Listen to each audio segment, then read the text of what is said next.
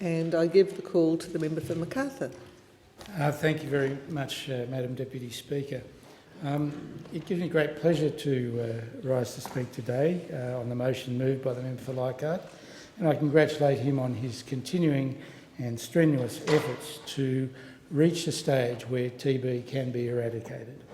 I'd also like to congratulate former Senator Lisa Singh, who was the co-chair of the Parliamentary Friends of Tuberculosis,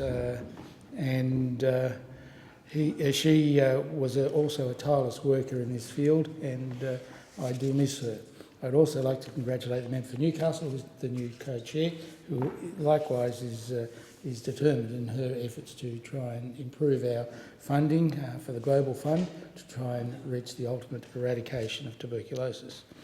When I was a medical student, we thought that tuberculosis would be a thing of the past, that it would be something we would see in the Anatomy Museum, the big caseating lung and bone lesions, the cheese-like lesions that were typical of disseminated tuberculosis and caused so much death and misery throughout the world prior to the days of antibiotics, and are still causing so much misery in the world today, in the developing world, and we thought that would be a thing of the past. In fact, I have a textbook that whose title is The End of Tuberculosis, printed in the 1960s by the team that led the treatment, the triple therapy for tuberculosis.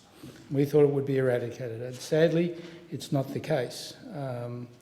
We have still tuberculosis in Australia, much of it from people who've been recent immigrants to Australia, but occasionally new presentations of tuberculosis caught in Australia. And unfortunately we have the rise of the multi-drug resistant tuberculosis, which can be very difficult to treat and depends on a fairly sophisticated public health policy and public health funding to try and trace carriers and eradicate asymptomatic carriers of tuberculosis. We know also that compliance with drug therapy, particularly in the developing world, is very poor. Treatment can involve 3 or even 4 medications for 6 or 12 months at a time, and for particularly in developing countries like Myanmar or Laos, Cambodia, etc., it's very difficult to maintain treatment for agricultural workers, nomadic workers over those periods of time, and also to trace carriers. The holy grail in tuberculosis treatment will be the development of an immunisation. There is a immunisation at the moment called the BCG immunisation. It's been used for many, many years, but is not particularly successful, and the time really has come that we need a new, comprehensive, very effective vaccine, and a lot of research is going into that. We also need to look at simpler, better drug therapy, where treatment can be for a shorter period of time and involve not so many tablets. Taking 15 or 16 tablets a day for 6 or 12 months is a big ask for poorly educated people and people who are hard to trace. So better drug treatments, immunisation, and of course economic prosperity will improve our tuberculosis management, and I hope to live to see a time where tuberculosis can be eradicated. It's caused a lot of misery in our time. Many famous people have died from tuberculosis. My favourite author, George Orwell, died of complications of tuberculosis.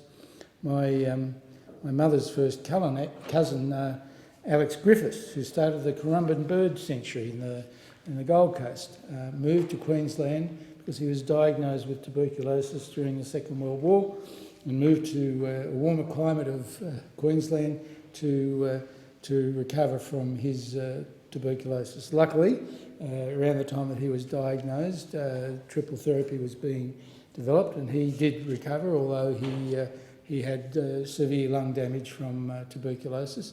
And during his recuperation, he started to feed the birds in the backyard, and that's how the Currumbin Bird Sanctuary started. And many of us remember the trips to Currumbin to visit the bird sanctuary. What we need is sustained funding, and I'd encourage the government to increase its funding to the Global Fund.